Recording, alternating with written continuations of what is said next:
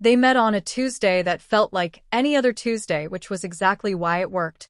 Life was already there, sitting at a small round table outside the corner cafe on Maple Street.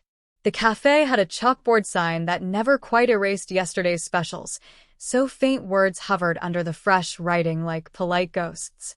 Life liked that sort of thing. Lingering traces. Proof that moments didn't disappear all at once. She stirred her coffee, even though it didn't need it.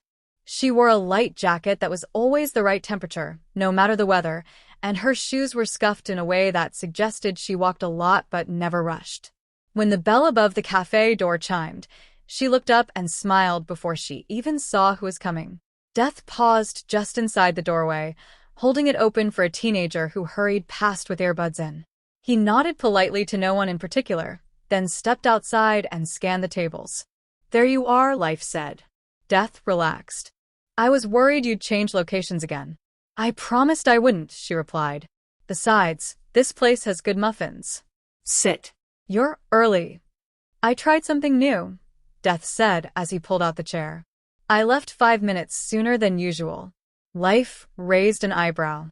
"And how did that feel?" "Unsettling," he admitted, then smiled.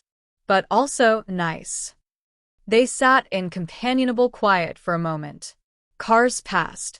A delivery truck hissed as it parked. Somewhere down the block, a crossing guard blew a whistle, sharp but friendly. Death glanced at the cafe menu taped to the window. "You still eat?" "I like the ritual," Life said. "The warmth. The pause." Death nodded. He didn't order anything, but the barista brought him a glass of water anyway. This happened often around him. People sense thirst, or maybe just courtesy. "I wanted to show you something today," Life said, leaning forward. "But first, how are you doing?" Death considered the question carefully. "Busy," he said.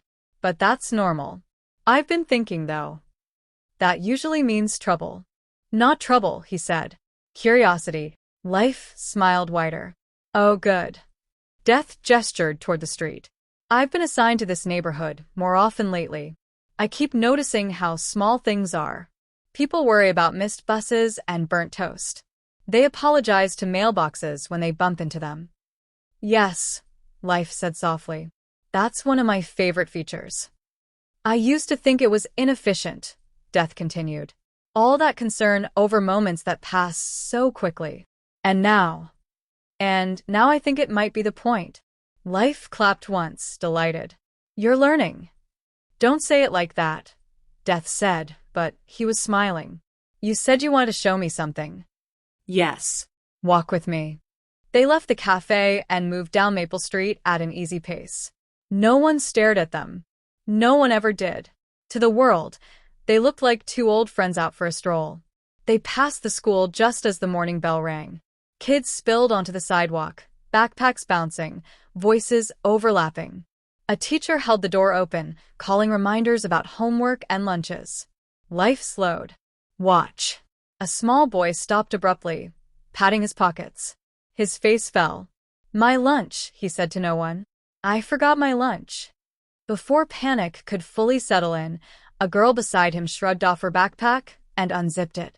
"You can have half of mine," she said. "I never finish it anyway." The boy blinked. "Really?" "Yeah," she said. "My mom packs too much." Life glanced at Death. "I didn't plan that," she said. "But I love it every time." Death watched the two children head off together, already arguing cheerfully about dessert. "You didn't have to plan it," he said. "You set the conditions." They continued walking.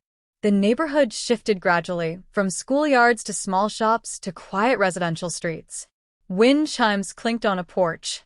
Someone practiced piano with the window open, the same measure repeated patiently. Death stopped near a bus stop bench. An elderly woman sat there, holding a paper bag. She hummed tunelessly, feet swinging slightly above the pavement. "She comes here every Thursday," Death said. "But today is Tuesday," Life replied. "Yes," Death said. "She forgets." Life tilted her head. "And you?" "I come anyway," Death said. "Just in case." The woman looked up at them and smiled. "Bus late?" she asked. "Always," Life said warmly. "Well," the woman said, patting the bench. Plenty of time then. They sat with her for a while, listening to her hum, watching clouds slide past each other. When the bus finally arrived, she stood, waved at them as if they were old neighbors, and boarded. "You didn't take her," Life said gently as the bus pulled away. "No," Death said. "Not today." They resumed their walk. Life's expression softened. "Thank you." Death shrugged. "I told you. Curiosity." They turned onto a side street where the houses leaned slightly toward one another, as if sharing secrets. A cat slept on a warm car hood. Someone had chalked hopscotch squares on the sidewalk, slightly crooked. "This is it," Life said. "This is what I wanted to show you." Death looked around. "I don't see anything unusual." Life laughed. "Exactly." They stopped in front of a small park wedged between two apartment buildings. It had one slide, two swings, and a bench with a loose board that complained when you sat on it. A man in a suit sat on the bench, tie loosened, staring at his phone. He sighed heavily, then locked the screen and rubbed his face. Life and Death sat at either end of the bench. The man didn't notice. "He didn't get the job," Life said quietly. "Yes," Death said. "But he thinks it's the end." The man stood suddenly, paced, then stopped to watch a child attempt the slide.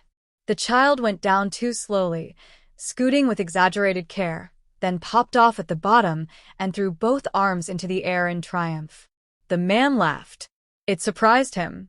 He looked around, embarrassed, then sat again. He took out his phone and typed a message. "He's texting his sister," Life said. "She'll invite him over for dinner. He'll bring ice cream." Death smiled. "Vanilla? Rocky Road." "Of course." They sat until the man left, shoulders lighter. Death tapped the loose board with his foot.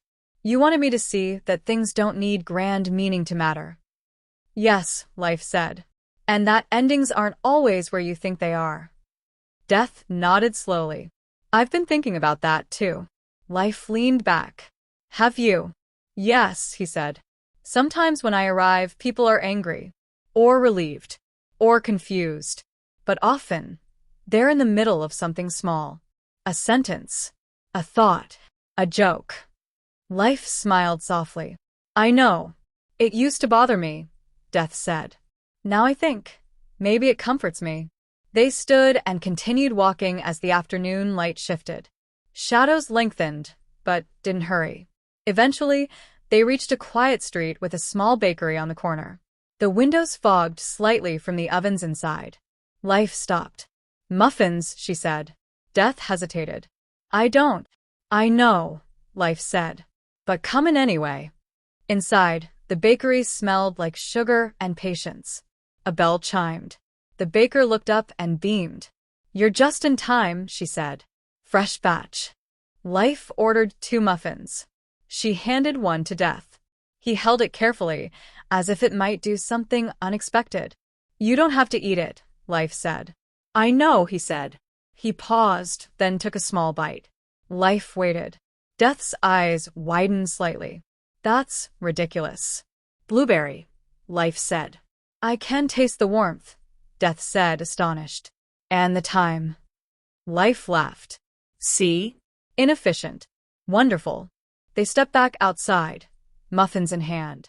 Death finished his slowly, thoughtfully. "I think I understand," he said at last. Life tilted her head. "Understand what?" "Why you never seem worried," Death said. "Even with me around." Life looked at him kindly. "Because you're part of the system, not the enemy." Death considered this. "Still," he said, "I worry." "About what?" "That I'll miss something," he admitted. A joke. "A muffin. A Tuesday." Life smiled.